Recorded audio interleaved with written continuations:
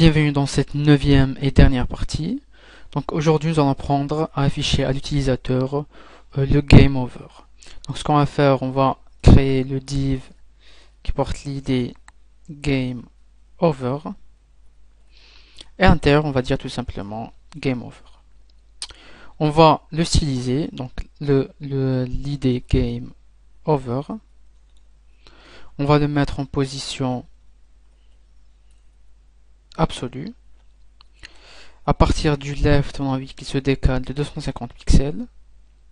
On va lui donner un background-color noir et une couleur blanche. Font size de 10 px et un border-radius de 10 px aussi. Donc si on actualise, on le voit ici. Une largeur, on va dire, de 50 pixels et un texte line center, comme ceci.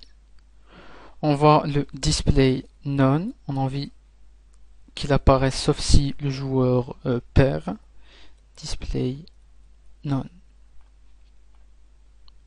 Parfait.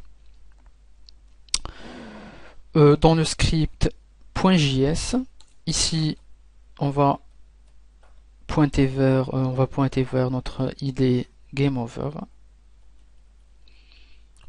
.show pour la faire apparaître en fast, c'est-à-dire rapidement, et on exécute une fonction. Donc $this, c'est-à-dire cette idée, .animate. Donc à partir du top, j'ai envie qu'il descende 200 px en slow. On actualise, on heurte et il apparaît. La couleur du tableau, j'ai envie qu'elle change, donc on va dire table.css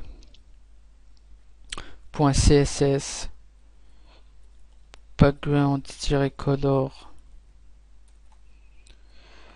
un rouge plutôt clair,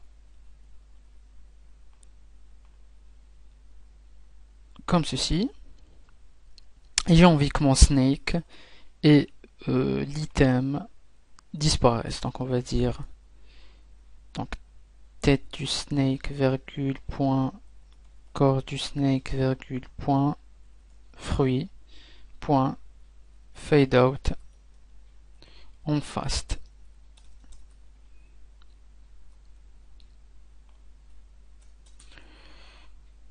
Donc ces deux effets qu'on vient de rajouter n'ont rien à voir avec le div Game Over, donc on va les sortir et on va les mettre ici. On réactualise, on heurte quelque chose et on a notre effet voulu. Donc le snake et le fruit disparaissent et j'ai le Game Over. Donc c'est la fin de ce tuto, j'espère qu'il vous aura plu. Si vous avez des questions, n'hésitez pas à poster un commentaire. Donc je vous remercie. On se voit dans le prochain tuto.